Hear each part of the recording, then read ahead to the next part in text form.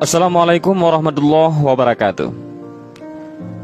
Ketika Nabi Isa alaihissalam berjalan di satu kawasan perkuburan, beliau mendengar suara dari dalam kubur, suara laki-laki yang menjerit-jerit meminta tolong dan dalam kesakitan yang amat sangat. Nabi Isa alaihissalam ingin mengetahui apakah yang telah terjadi kepadanya. Dan sebagaimana kita tahu bahwa Nabi Isa alaihissalam mempunyai mukjizat bisa menghidupkan orang yang mati dan tentunya dengan izin Allah. Maka Nabiullah Isa pun memohon doa kepada Allah sambil menadahkan tangannya ke langit supaya menghidupkan lelaki tersebut. Dan doanya pun dikabulkan oleh Allah subhanahu wa ta'ala. Maka terbelahlah kubur itu dan keluarlah seorang laki-laki yang sedang terbakar menjerit-jerit meminta tolong. Melihat akan keadaan lelaki tersebut, maka ditanyalah oleh Nabi Isa kepada laki-laki itu, "Apakah kamu tidak sholat sehingga kamu disiksa seperti ini?" Lelaki itu menjawab bahwa ia tidak meninggalkan sholat. Ditanya lagi oleh Nabi Isa alaihissalam, "Adakah kamu tidak berpuasa?" Lelaki itu pun menjawab, "Saya berpuasa." Dan laki-laki itu pun berkata, sesungguhnya ia taat akan perintah Allah subhanahu wa ta'ala.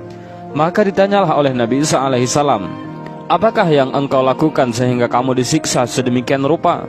Maka berceritalah lelaki itu, "Saya bekerja sebagai penjual kayu bakar, dan saya akan mencari kayu bakar di hutan dan memperjualbelikannya kepada siapa saja yang hendak membelinya. Maka pada suatu hari datanglah seorang pembeli menemuinya untuk membeli kayu bakar. Lalu diberinya uang dan disuruhnya mengantarkannya ke rumah. Maka pergilah saya mencari kayu di hutan dan pergi untuk mengantarkan ke rumah pembeli tadi. Di pertengahan jalan, saya merasa lapar dan saya berhenti untuk makan. Selepas itu, saya pun meneruskan perjalanan ke rumah pembeli kayu itu. Ketika saya berjalan, saya terasa ada sisa makanan yang terselip di celah gigi saya. Maka saya mencoba berbagai cara mengeluarkannya dengan lidah, tetapi tidak bisa. Kemudian saya coba dengan menggunakan kuku, tetapi tak berhasil juga. Akhirnya saya pun menggunakan ranting kayu bakar yang saya pikul untuk membuat mencungkil gigi. Maka akhirnya saya dapat mengeluarkannya. Maka saya teruskan perjalanan, dan setelah sampai ke rumah si pembeli itu, saya pun menyerahkan kayu bakar itu dan terus pulang. Oleh karena saya tidak meminta menghalalkannya kayu yang saya cungkil dengan kuku saya itu, maka saya disiksa selama 70 tahun sebagaimana yang Tuhan lihat ini. Dan saya tidak menyangka Allah tidak melihat akan perkara yang sekecil itu. Dan alangkah baiknya kita mengambil ikhtibar dari riwayat kisah ini.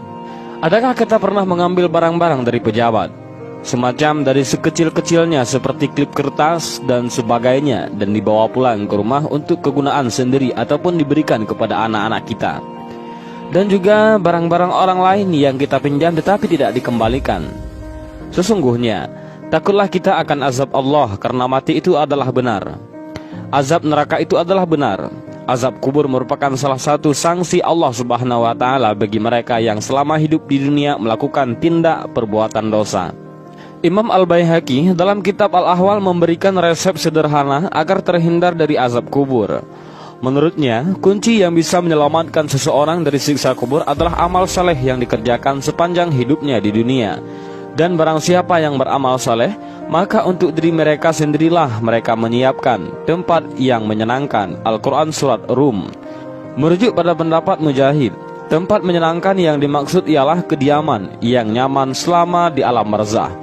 Fakta ini juga dipertegas dalam hadis riwayat Abu Hurairah. Disebutkan bahwa ketika mayat telah diletakkan di kuburannya, ia mendengar gesekan sandal handai tolan yang meninggalkannya sendirian. Bila ia orang beriman, maka amalan salat akan berada di atas kepalanya, puasa di sebelah kanannya, dan zakat ada di samping kirinya. Sedangkan amalan lainnya seperti sedekah, silaturahim, dan perbuatan baik ada di sekitar kedua kakinya. Masing-masing akan menjadi saksi dan pelindung baginya.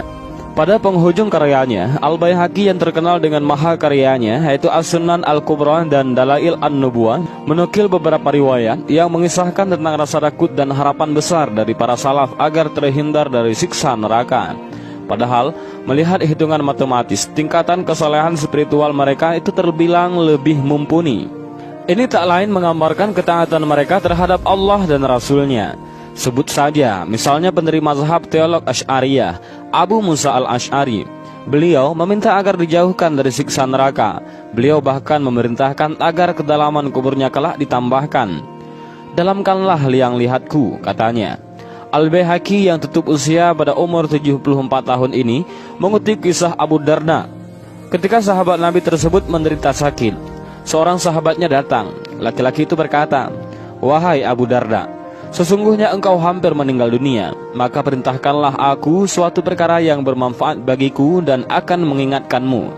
Abu Darda pun menjawab, "Sungguh engkau di antara umat yang diampuni, maka dirikanlah sholat, tunaikanlah zakat hartamu, berpuasalah di bulan Ramadan, dan jauhilah perkara keji, kemudian beritakanlah kabar gembira."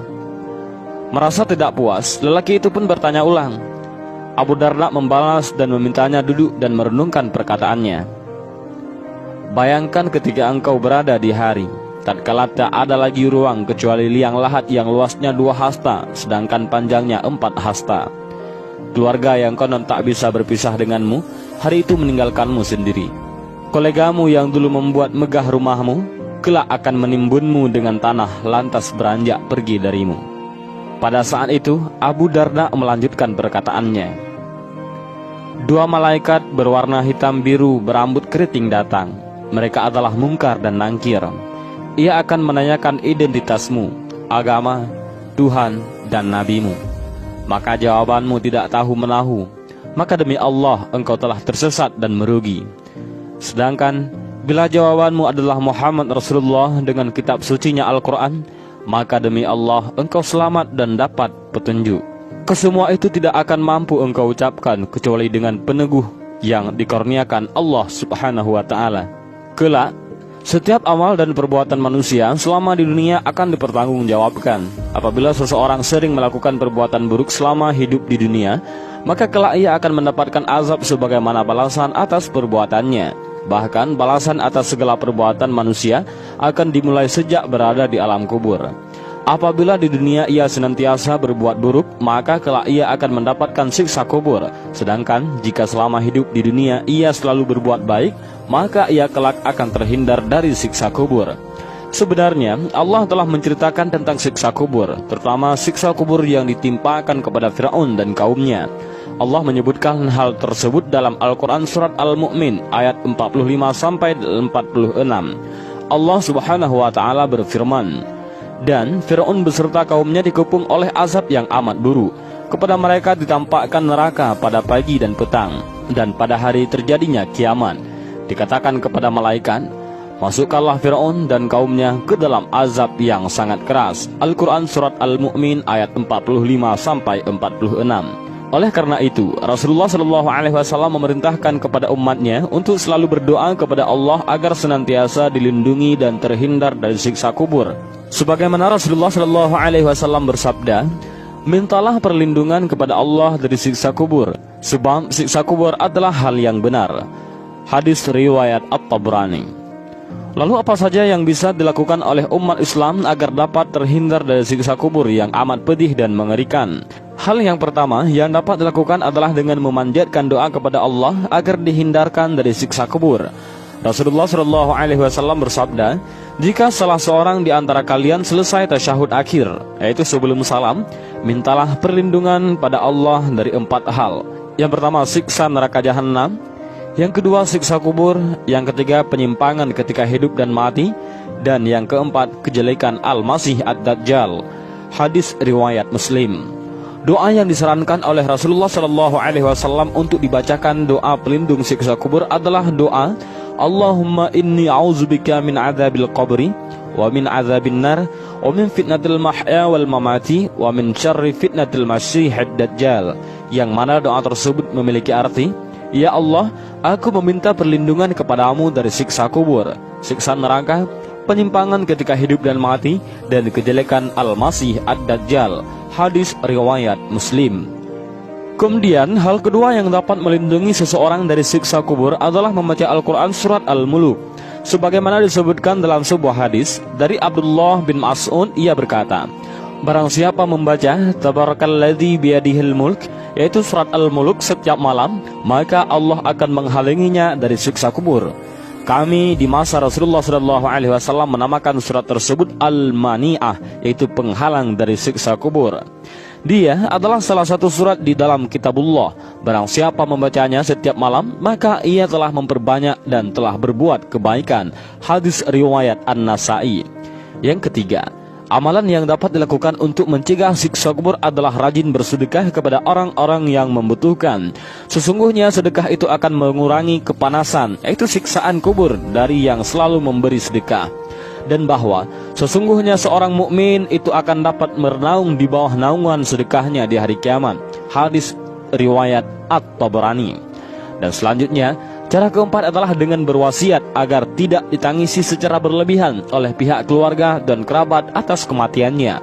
Dalam sebuah hadis disebutkan, seseorang yang mati itu akan disiksa dalam kuburnya karena dia ditangisi sewaktu kematiannya. Sebab itu, wasiatlah di waktu hampir kematian agar keluarga tidak ada yang menangisi dengan cara menampar-nampar pipi dan mengoyak-ngoyakkan baju sebagaimana bentuk rasa kehilangan yang dalam atas kematiannya.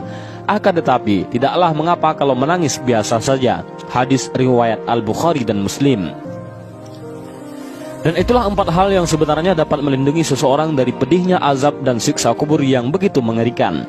Keempat hal tersebut adalah dengan membaca doa yang diajarkan Rasulullah SAW, membaca surat Al-Mulk, memperbanyak bersedekah, dan berwasiat agar tak ditangisi secara berlebihan saat meninggal. Dengan demikian, semoga umat Islam dimanapun berada dapat terhindarkan dari siksa kubur yang sangat mengerikan. Dan inilah sedikit kisah tentang orang yang disiksa selama 70 tahun karena kesalahannya yang kecil dan cara bagaimana kita terhindar dari siksa kubur itu. Mudah-mudahan video ini bermanfaat. Wallahu a'lam bishawab. Assalamualaikum warahmatullahi wabarakatuh.